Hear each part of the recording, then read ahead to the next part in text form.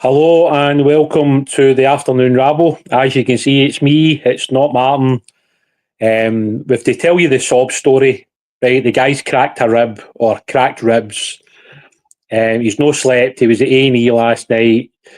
He was bubbling to me this morning on the phone, telling me that he couldn't do it, right? So if anybody wants to feel sorry for him, feel free to fire it in the comments and we'll put it on just to make him feel a bit better. If you don't want to make him feel any better, feel free to give him loads of abuse. Either way, we're quite happy with it. So just thought we would get that out of the way early doors, and we'll just sit and slowly depress ourselves for the next 25 minutes talking about Rangers after last night's debacle. That was me choosing nice words. As you can see, we're joined by Alan. How are you, mate?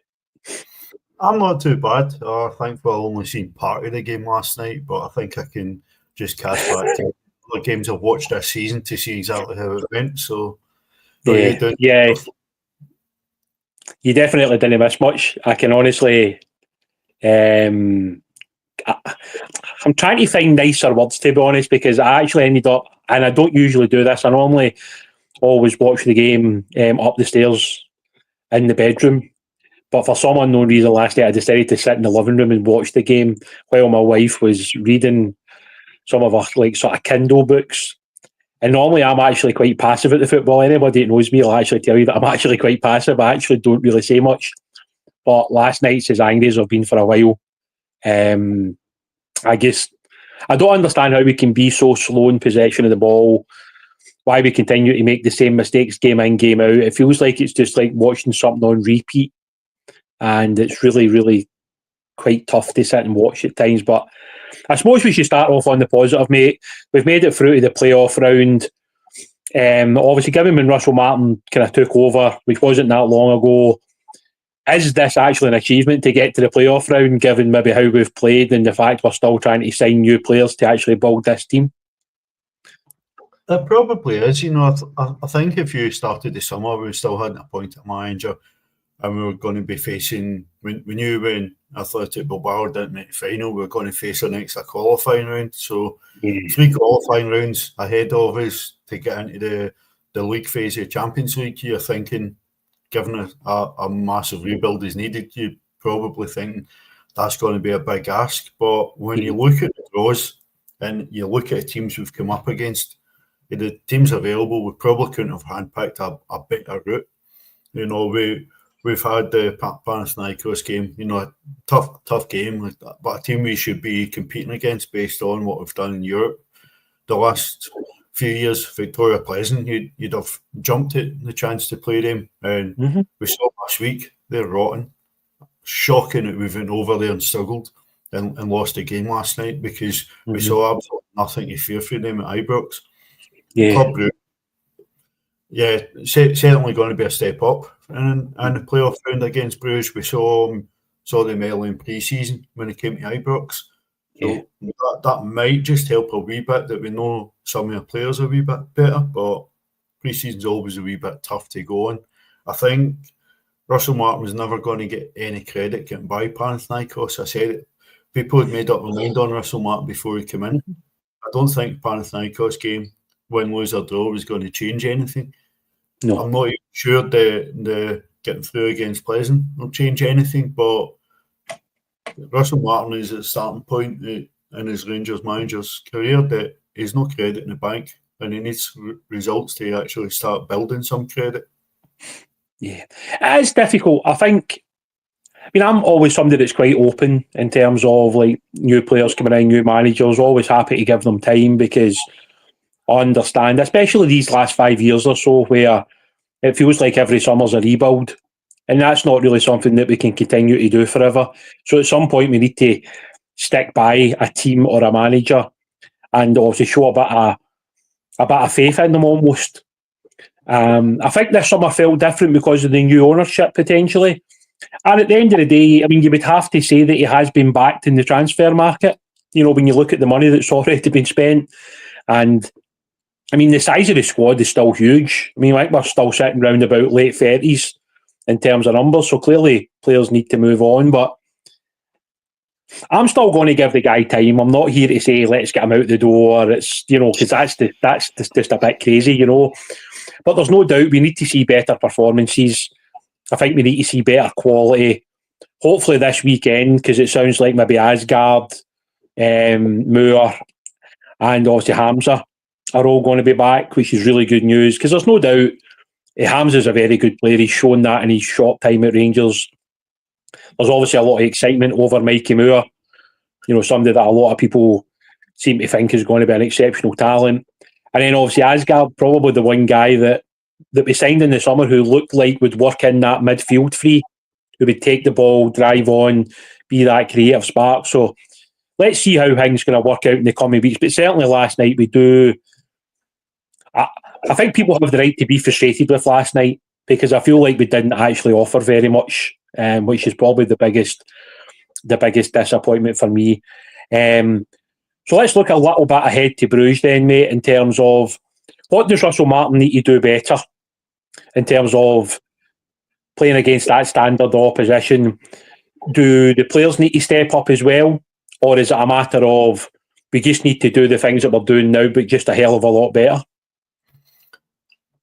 I think largely we do need to just do everything a bit better, I think.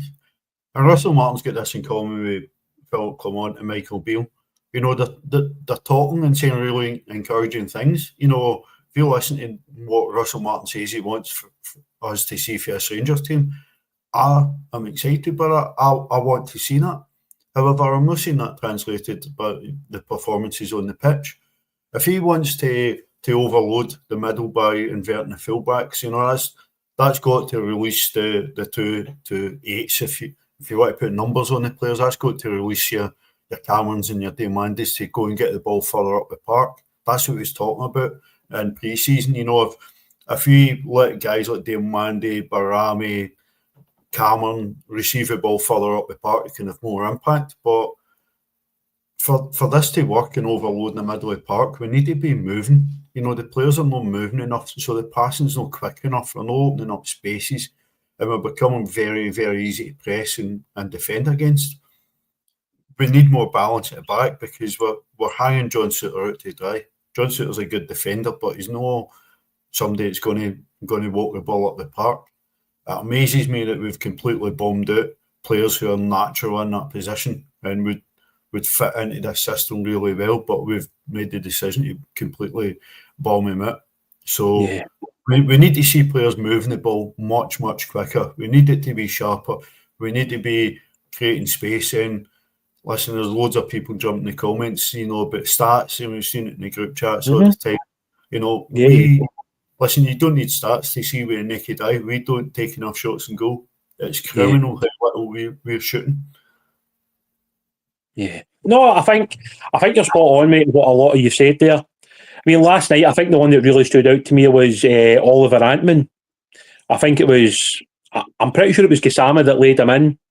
And I just thought he was going to strike straight across the goalkeeper and into the back of the net, but he decided to try and play it across the box to Danilo.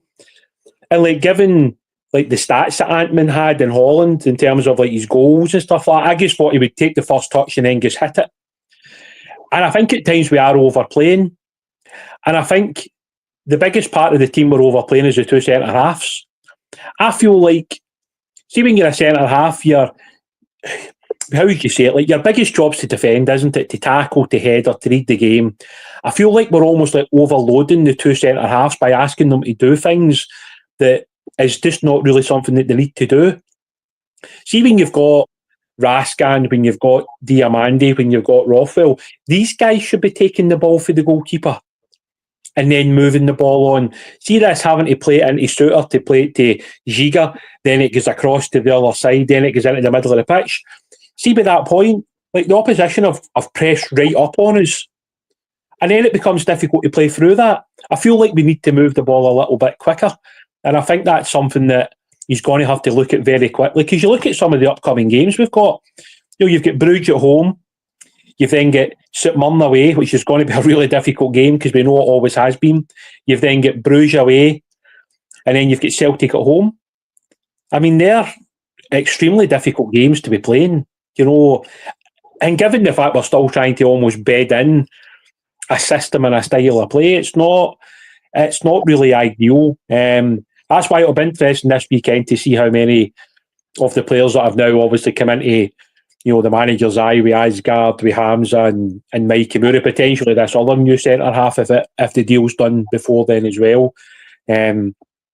Which isn't ideal, let's boys and we have to say this isn't us sitting here saying give Russell Martin a break, etc. But I mean the reality is we're signing players while we're trying to win games of football, which is never ideal for anybody's perspective. I mean, we signed Antman the night before we played Pils and it's likely we're going to sign this centre half probably ahead of the Alloa game, and then he probably goes into the squad for the Bruges game, because as you've already touched on, we've basically already told Ben Davies, Clinton Enciala and Leon King that they're not going to be utilised.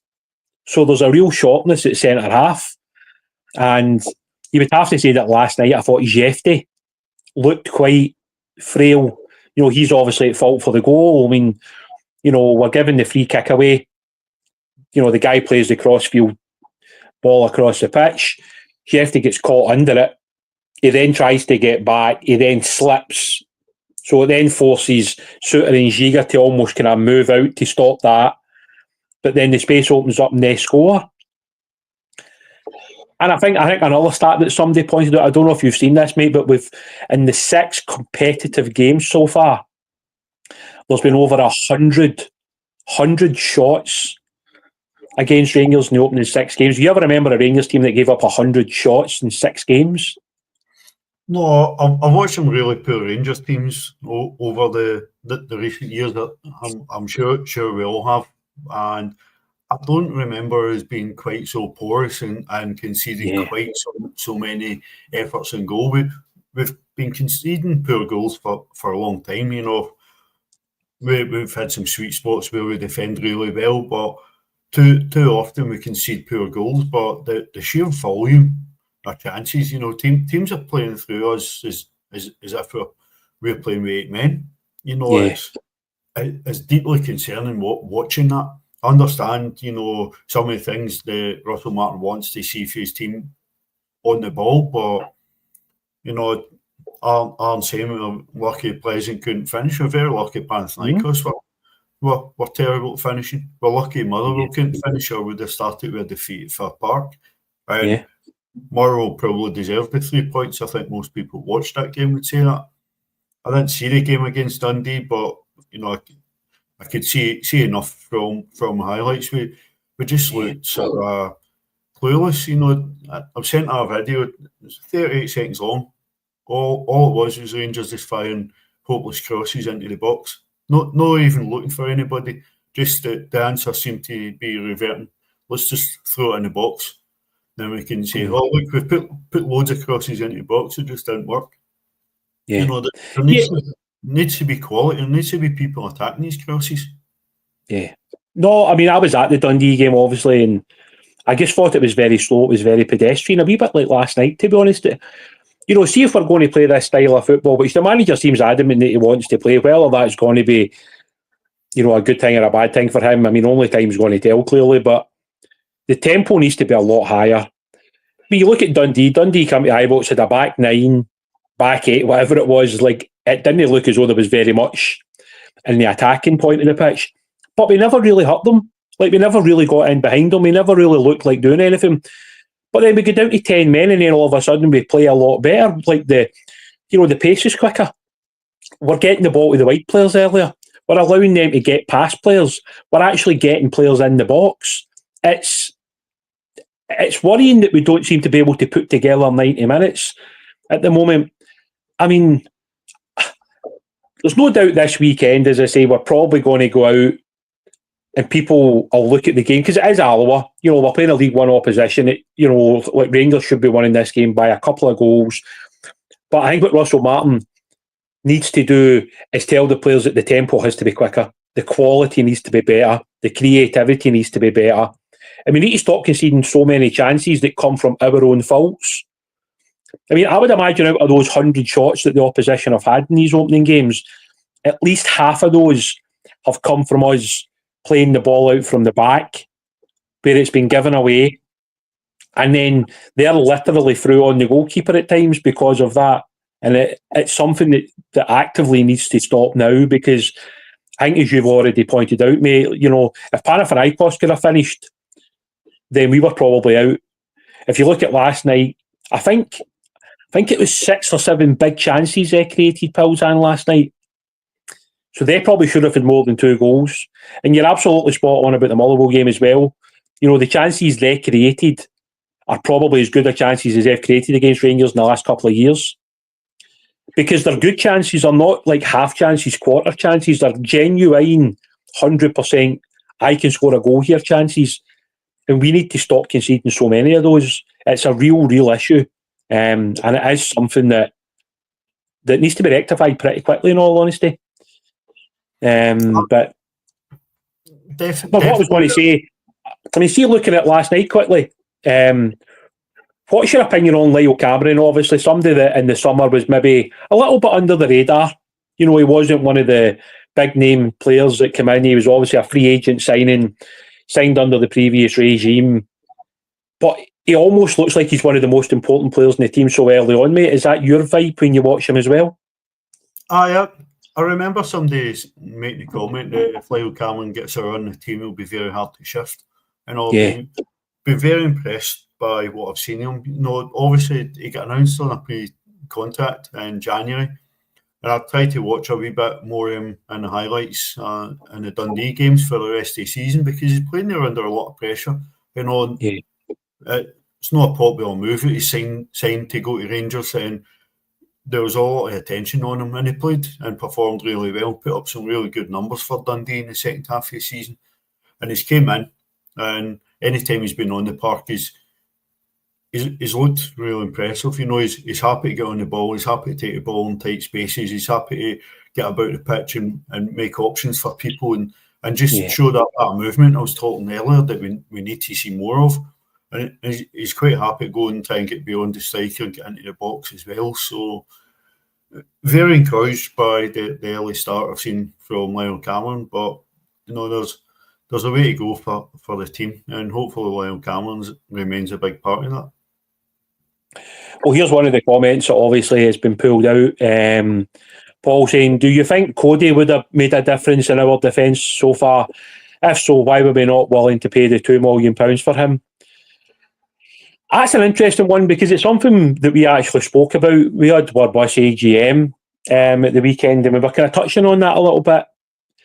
I don't know if the age was an issue and then the wages on top of it. I think that's the kind of things that we kind of came to the conclusion on potentially. Alan, what's your thought on that? Do you think, given his age, given where he is in his career, obviously he's on a decent wage. Well, he was on a decent wage at Leicester. I'd imagine Wrexham are paying him the same, if not more.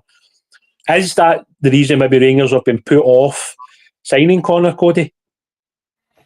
I'd be very disappointed if it was. I know he was offered a deal, whether or not that deal was what he wanted, I don't know. But we certainly offered Connor Cody a deal. Whether the club thought that maybe Leicester would want to cut the purse strings and let him go for cheap or for less, and we didn't want to pay the $2 million. I'm not sure. I'd probably suspect it's down to us not wanting to pay the fee. But when you look at what we spent on a gamble on the boy Fernandez from Peterborough, I think $2 million for Cody would have been absolutely brilliant business. Yeah, it's an interesting one, because I think the one thing we have said kind of openly so far this season is we do kind of lack a little bit of inexperience so there'll be quite a lot of inexperience in the squad, which is always because Jeffy's only in his second season of football at Rangers, but he's still under a lot of pressure. Obviously Giga's up here for the first time, Max Aarons is up here, Joe Rothwell, obviously you've got Asgard that's going to come in, Mikey Moore, who's obviously not played a lot of first team football, Oliver Antman's first time playing in Britain. So there is a lot of things that maybe you look at the squad and they maybe don't have the experiences that maybe one or two of the older players could pass on that knowledge. So I think it is still something I would like to see us do, is bring in one or two experienced players. But I do think you're right there. I think it was potentially that transfer fee. I'm not so sure Rangers actually wanted to pay potentially £2 million on top of the wages? Because I would imagine the wages would have been, what, £30,000-40,000 a week, Alan?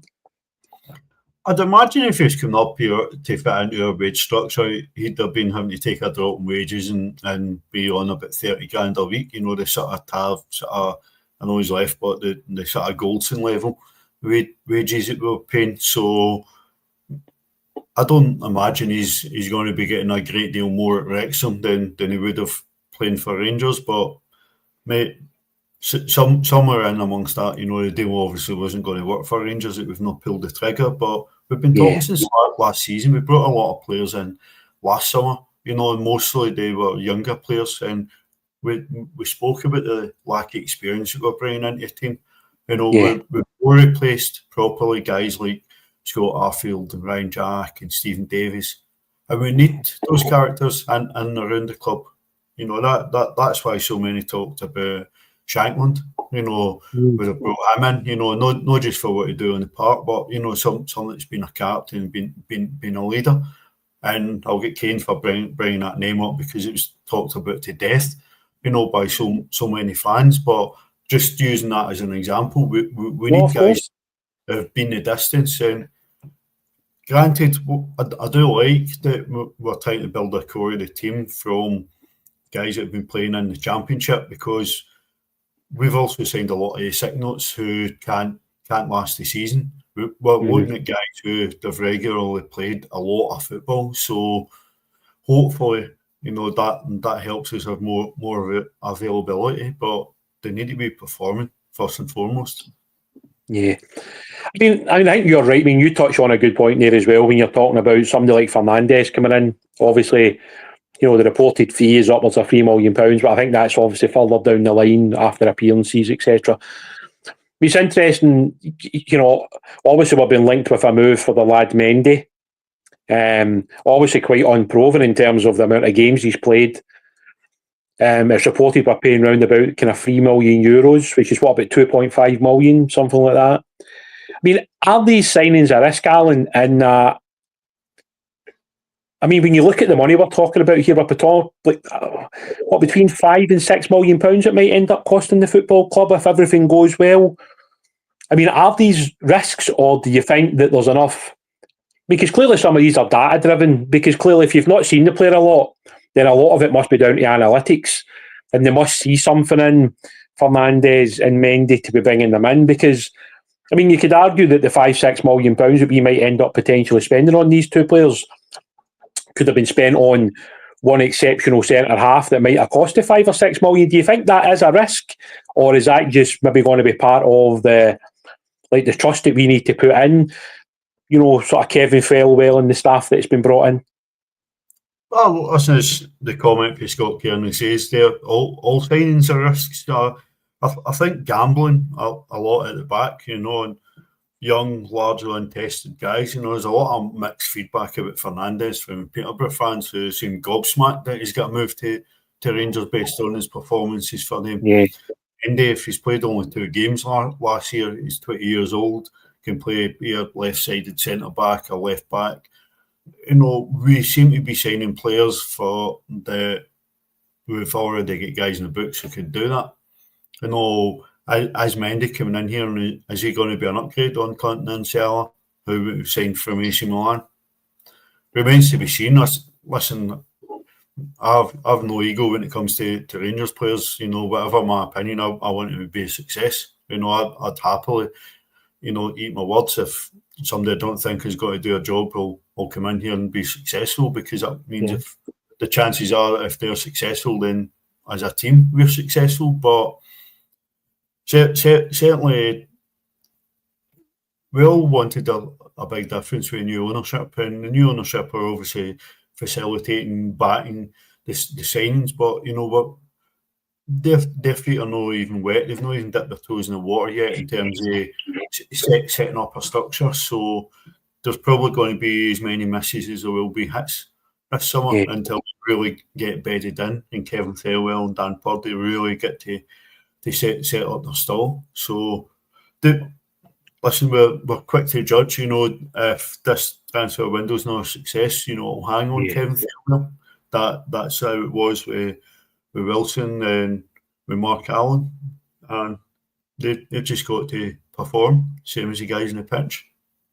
Yeah, I mean that's how football always has been, isn't it? It's always going to be about opinions, and this is why I think when you're on a podcast and you try to come across as neutral as you can be, yeah, I mean, like we're both Rangers fans, we're obviously passionate guys, we care, we want to see the team winning, but the reality is we haven't seen a lot of Fernandes so far.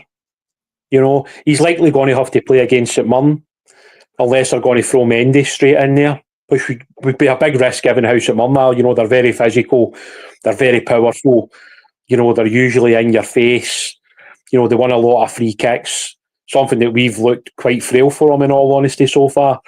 So that's certainly something that I'm sure the manager will be thinking about. I mean, it's an interesting point, the one that Peter makes there. He's obviously saying, are we being hard on Russell Martin, given that he's inherited some of this team? And obviously, we're still in the midst of trying to move some guys on. I mean, because he seemed to come out quite early on, didn't he? And seemed to suggest that maybe Jefty wasn't the player that he was going to utilise. But clearly, given we ended up playing Max Aarons at left back, which didn't really work either. So he's had to almost kind of double back. And because obviously Max Aarons has picked up a knock, Tav plays last night on one side, Jefty on the other. Is this just a matter of, you know, like trying to get through this transfer window, trying to get as many players as possible off the books that they don't want, trying to maybe get in another, I don't know what it'll be now, maybe another 3 or 4 players, and then see where we are at the end of this window? Is this where we are now? And that we have to be patient and we need to maybe, you know, wait to see what this best 11 is going to be? Because it doesn't feel like so far the manager is going to be able to put out his best 11 probably until the end of this window. Possibly, but I think we've had so many false dawns, so many rebuilds in recent years that have not culminated in any sort of success. There's no patience amongst the support. You know, there's absolutely no patience, and given that so many fans didn't want Russell Martin, whether because his managerial record, whether it's because he came up here and was stinking as a player. When he came up here towards the end of his career and into a really bad Rangers team, you know, and some sort of defence to him, my manager obviously picked him at the time. You know, players don't pick themselves, but I do worry. I saw the comment there about Ant-Man maybe getting too much information on Martin's style. You know, I was really concerned under Clement that we were over-instructing players, you know, and they looked too heavily instructed and not able to play with a wee bit of freedom. You know, I do maybe some concerns with we are overloading players. And it's not to suggest that players can't take on instruction, but sometimes you can just overload players on instruction, and that's when you see, rather than somebody take somebody on and just overthink it and then turn back, you play the ball back, and then we end up playing the ball back across the defence and all the ground start.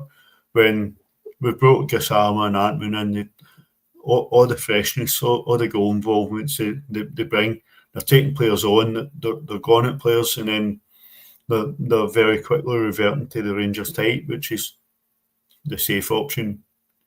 Taking the ball, making the passes, make sure you get the stats up, and not actually taking any responsibility on the ball. So we need far, far more in that, because there's football players in that team that can go and win matches, and we need them to start stepping up and taking responsibility, but that means they need to be free to do that. Yeah. No, mate, I'm absolutely spot on. I think at the end of the day, you know, once you cross the white line and you're on the pitch, yeah, of course you should be, you know, taking on the information that the manager's giving you. But see, within the game, I do still think there's a degree of, you know, just use your football brain. I felt at times last night we lacked that on the pitch. The amount of times that, I mean, see, no matter how you look at it, right, we were 3 goals ahead, you know, going into that second leg. We didn't have to really do anything in that game.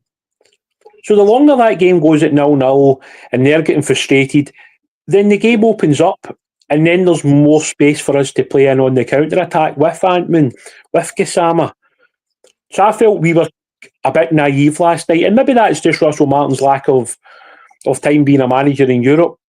Because how teams play in Europe and how teams play in maybe Scotland or England is totally different.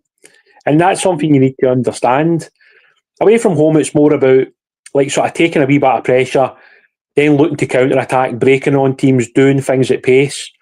I didn't really feel like we did that enough last night. And the one bit of good football we did play, we actually scored. I mean, that was probably the weirdest part of last night. The one real bit of quality that we played last night actually resulted in a goal.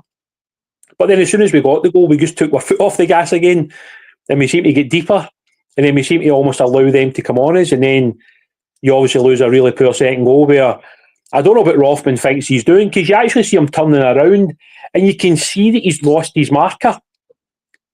But then he faces up again.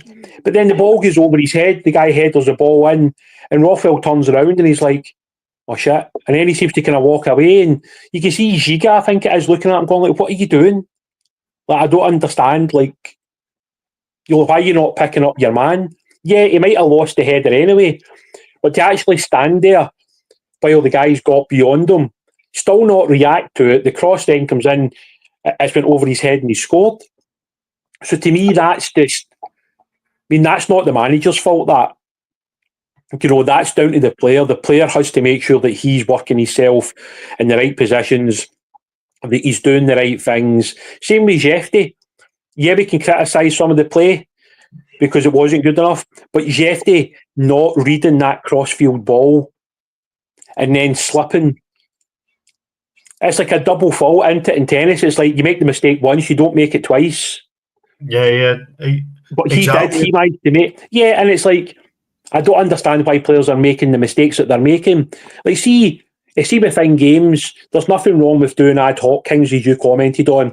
Get the ball into Gassama, let him do what he wants to, which is take players on, get in the box, be creative, set up chances. Same with Antman, get him the ball early. You know, get him one-on-one with the fullbacks. You know, get him into the box, get him cutting inside, getting shots off. Because within every game, it is a player's choice, isn't it? Like, regardless of what the manager tells you, which of course you always say listen to the manager, but see within games, there's no doubt that one moment of individual brilliance can be the difference between winning and losing a game, Alan. Definitely, and that's where we need to be getting this in early. You know, we need to be getting early goals and taking the sting out of games and then going and adding a second. You know, that's what wins leagues in Scotland. But certainly Russell Martin's come up. This is his first experience of European football and playing games over two legs. So, you know, it's a learning experience for him, certainly, but we need to see improvement much quicker. I said to Martin before we started, you know, it's a lot easier to get behind somebody when the results aren't there. If you can see signs of progression, see signs of things actually getting better, where you can see the plan, you can see it was better than last week. It's not quite working, but you know, you can actually see a progression. I actually think it's almost like we're going backwards as opposed to going forwards. Yeah. No, look, I think everybody's got the right to express their frustration for last night. You know, because that's what it's about. You know, there's no point in sugarcoating last night's performance. It wasn't good enough. The big thing, as we spoke about first of all on the podcast, was that we made it through. Getting to the playoff round, I think it's about £4 million now that we gained from that. Plus, you've had the 3 home ties. Obviously, if you add in the Bruges home game, that's probably like £1 million a piece. So Rangers are probably already taking in 7 million. Then there's probably like television revenue, there'll be hospitality revenue. So even if we do drop into the Europa League, we're further ahead than where we were last year in terms of the financial aspect of it. And hopefully with the additional money coming in from making the playoff round, we can go out and sign a first choice left back. And it looks like after last night, we obviously with Desser's injury, that we're probably going to have to go and sign a striker now, because to me, when Dessers went down in the way that he was clutching towards his leg, that to me looked like it was ligament damage. And if it's ligament damage, you're probably looking at several months. And I don't know if we could leave Hamza and obviously Danilo as the only 2 options that we've really got up there, unless he's going to utilise maybe Mikey Moore a little bit through the middle as well. But we've obviously got another few days with our podcast, so we'll not kind of overrun it here, if you know what I mean. Of course. got to leave And that's the thing, mate. Obviously, we still get another couple of days to go before we get to the weekend against Alloa. Obviously, we're going to talk about that game as well ahead of the weekend kicking in. So that'll be us, guys. We'll finish it up there. Thanks very much for tuning in. It's been absolutely amazing. It's been another good 35 minutes of chat. Thanks for all the comments. Thanks for all the likes. Make sure if you haven't subscribed, obviously give us a wee look at that as well. I'm sure Martin will give you a sob story at some point as to how unwell he is. If anybody wants to send them any gifts, any chicken soup or anything like that, I'm sure he'll really, really appreciate it. So thanks again, guys, for tuning in. Very much appreciated, and we'll see you all again very, very soon. Cheers.